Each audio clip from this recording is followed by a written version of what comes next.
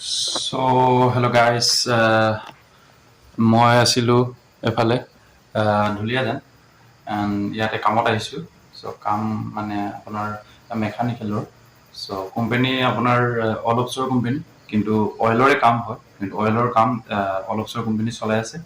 So তাৰ আন্ধাৰতে আমি কাম কৰিব আহিছোঁ dhuliyajan and মই অলপ আপোনালোকক দেখুৱাই দিছোঁ, ক'ত আছোঁ। ৰুম লৈছোঁ প্লান্টৰ ওচৰতে। চাই ল'ব।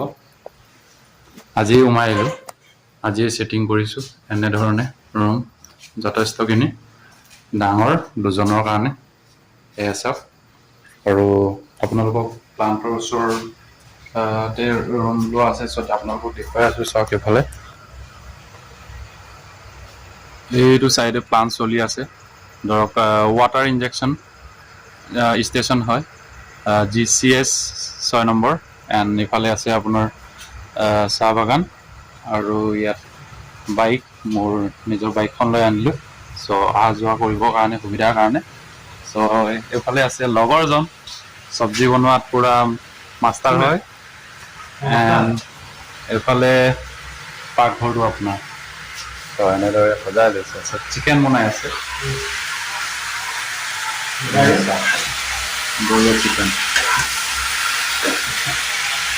ইয়াত ভাত বনাই ল'লোঁ। তো সৰুকৈ এটা ৰুম এটা লৈছোঁ। আপোনালোকক মই ডিটেইলছ দেখুৱাবলৈ দিনতে প্লান্টৰ তাতে যাব লাগিব। তো আপোনালোকক মই এদিন নিশ্চয় দেখুৱাম কি কাম চলে, কি কি কৰিব লাগে। চ' ডিটেইলছ। চ' এতিয়া ৰুমতে অলপ আৰাম লৈছোঁগৈ। আজিৰ দিনত মোৰ ডিউটি আপোনাৰ ধৰক 9টা to 5টা বজালৈকে থাকে, আৰু নাইট শ্বিফ্ট বেলেগে মাৰি আছে। চ' তেনেকৈ পূৰা 24 ঘণ্টা কাম চলি থাকে।